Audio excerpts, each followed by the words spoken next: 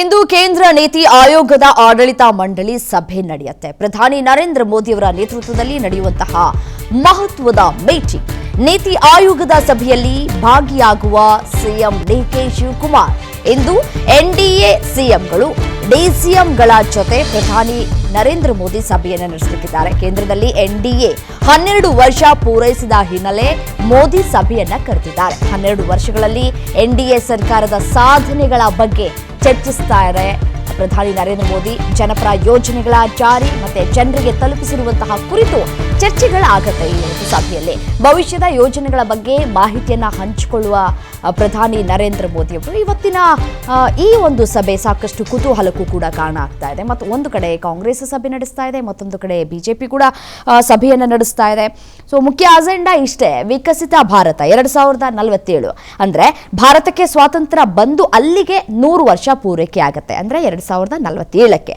So ಆ ದೇಶವನ್ನ ನಾವು ಯಾವ ರೀತಿಯಾಗಿ ಅಭಿವೃದ್ಧಿಯನ್ನ ಪಡಿಸಬೇಕು ನಮ್ಮ ದೇಶವನ್ನ ಅನ್ನೋದರ ಕುರಿತು ಈ ಒಂದು ಸಭೆಯಲ್ಲಿ ಚರ್ಚೆಗಳಾಗತ್ತೆ ಅನ್ನುವಂತಹ ಮಾಹಿತಿಗಳು ಲಭ್ಯ ಆಗ್ತಾ ಇದೆ. ಯಾವ ರೀತಿಯಾದಂತಹ ಮುಂಜಾಗ್ರತಾ ಕ್ರಮಗಳನ್ನು ನಾವು ತೆಗೆದುಕೊಳ್ಳಬೇಕು ಅಂತ ಹೇಳಿ ಈ ಒಂದು ಸಭೆಯಲ್ಲಿ ನಡೀಲಿಕ್ಕಿದೆ. ಮುಖ್ಯವಾಗಿ ಸಮಗ್ರ ಮಾನವ ಅಭಿವೃದ್ಧಿ ಕುರಿತು ಚರ್ಚೆಯನ್ನ ಕೂಡ ಮಾಡೋದು ಇದರ ಮೂಲ ತಂತ್ರ ಅಂತ ಕೂಡ ಹೇಳಿ ಮಾಹಿತಿ ಸಿಗ್ತಾ ಇದೆ.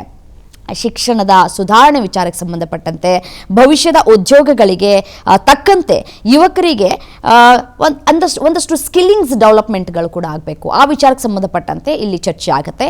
ಆರೋಗ್ಯ ಕ್ಷೇತ್ರ ಮತ್ತು ದೇಶದ ಆರ್ಥಿಕ ಪ್ರಗತಿಗಾಗಿ ತಳಮಟ್ಟದ ನೀತಿಗಳನ್ನು ರೂಪಿಸೋದು ಈ ಒಂದು ಸಭೆಯ ಮುಖ್ಯ ಉದ್ದೇಶ ಅನ್ನುವಂತಹ ಮಾಹಿತಿ ಸಿಗ್ತಾ ಇದೆ. ಇದರ ಜೊತೆಗೆ ನೋಡಿ, ಕರ್ನಾಟಕದ ಸಿಎಂ ಡಿಕೆ ಶಿವಕುಮಾರ್ ಅವರು ಕೂಡ ಈ ಒಂದು ಸಭೆಯಲ್ಲಿ ಭಾಗಿಯಾಗ್ತಾ ಇದ್ದಾರೆ. ಈ ಸಭೆಯ ಅತ್ಯಂತ ದೊಡ್ಡ ಹೈಲೈಟ್ ಕೂಡ ಮುಖ್ಯಮಂತ್ರಿಗಳು ಭಾಗಿಯಾಗ್ತಾ ಇರುವಂತದ್ದು. ಈ ಹಿಂದೆ ಸಿದ್ದರಾಮಯ್ಯನವರು ಸಿಎಂ ಆಗಿದ್ದಾಗ ಕೇಂದ್ರದ ಧೋರಣೆಯನ್ನ ಪ್ರತಿಭಟಿಸಿ ನೀತಿ ಆಯೋಗದ ಸಭೆಯನ್ನ ಬಹಿಷ್ಕಾರವನ್ನ ಮಾಡ್ತಾ ಇದ್ರು. ಆದ್ರೆ ಈಗ ಸಿಎಂ ಆಗಿರುವಂತಹ ಡಿಕೆ ಶಿವಕುಮಾರ್ ಅವರು ಕೇಂದ್ರದ ಜೊತೆ ಸೌಹಾರ್ದಯುತವಾಗಿ ನಡೆದುಕೊಳ್ಳುವಂತಹ ನಿರ್ಧಾರವನ್ನ ಕೂಡ ಮಾಡಿದ್ದಾರೆ. ಸೊ ಹಾಗಾಗಿ ಸಭೆಯಲ್ಲಿ ಭಾಗಿಯಾಗ್ತಾ ಇದ್ದಾರೆ. ರಾಜ್ಯದ ಹಿತಾಸಕ್ತಿ ಮತ್ತೆ ಅನುದಾನದ ಬೇಡಿಕೆಗಳನ್ನ ಪ್ರಧಾನಿ ನರೇಂದ್ರ ಮೋದಿ ಅವರ ಮುಂದೆ ಇಡೋದಕ್ಕೆ ಸಿಎಂ ಡಿಕೆ ಶಿವಕುಮಾರ್ ನಿರ್ಧಾರವನ್ನ ಮಾಡಿ ಈ ಒಂದು ಸಭೆಯಲ್ಲಿ ಅವರು ಪಾಲ್ಗೊಳ್ತಾ ಇದ್ದಾರೆ ಅನ್ನುವಂತಹ ಮಾಹಿತಿ ಸಿಗ್ತಾ ಇದೆ.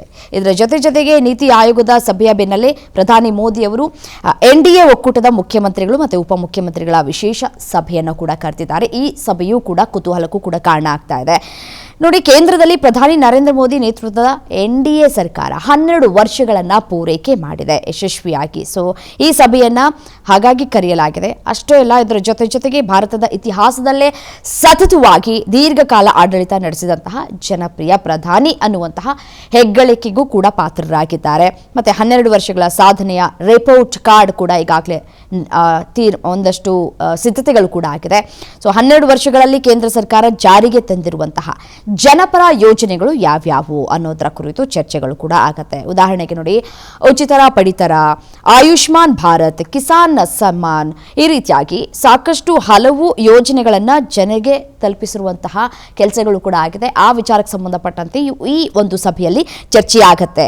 ಭವಿಷ್ಯದ ರೋಡ್ ಮ್ಯಾಪ್ ಯಾವ ರೀತಿಯಾಗಿ ಇರಬೇಕು, ಮತ್ತೆ ಒಕ್ಕೂಟದ ರಾಜ್ಯಗಳ ನಡುವಿನ ಸಮನ್ವಯತೆ ಯಾವ ರೀತಿಯಾಗಿ ಇರಬೇಕು, ಮುಂಬರುವಂತಹ ವಿಧಾನಸಭೆ ಚುನಾವಣೆಗಳ ರಾಜಕೀಯ ತಂತ್ರಗಾರಿಕೆ ಯಾವ ರೀತಿಯಾಗಿ ಎಣಿಬೇಕು ಅನ್ನೋದರ ಕುರಿತು ಈ ಒಂದು ಕಾನ್ಕ್ಲೇವ್ ಅಲ್ಲಿ ಚರ್ಚೆಗಳು ಕೂಡ ಆಗತ್ತೆ. ಒಂದ್ ಕಡೆ ದೇಶದ ಒಟ್ಟಾರೆ ಅಭಿವೃದ್ಧಿಗೆ ಬ್ಲೂ ಪ್ರಿಂಟ್ ಅನ್ನ ಸಿದ್ಧಪಡಿಸ್ತಾ ಇರುವಂತಹ ನೀತಿ ಆಯೋಗದ ಸಭೆ, ಮತ್ತೊಂದು ಕಡೆ ತನ್ನ 12 ವರ್ಷಗಳ ಸಾಧನೆಯನ್ನ ಜನರ ಮುಂದೆ ಇಟ್ಟು ಮುಂದಿನ ಚುನಾವಣಾ ತಂತ್ರವನ್ನ ಹೇಗೆ ಹೆಣಿಬೇಕು ಅನ್ನೋದರ ಕುರಿತು ಎನ್ಡಿಎ ಸಭೆ ಆಗುತ್ತೆ. ಇವೆರಡೂ ಸಭೆಗಳ ಮುಖಾಂತರ ಕೇಂದ್ರ ಸರ್ಕಾರ ಆಡಳಿತ ಮತ್ತೆ ರಾಜಕೀಯ ಎರಡನ್ನೂ ಕೂಡ ಬ್ಯಾಲೆನ್ಸ್ ಮಾಡೋದಕ್ಕೆ ಮುಂದಾದಂತೆ ಕಾಣಿಸ್ತಾ ಇದೆ.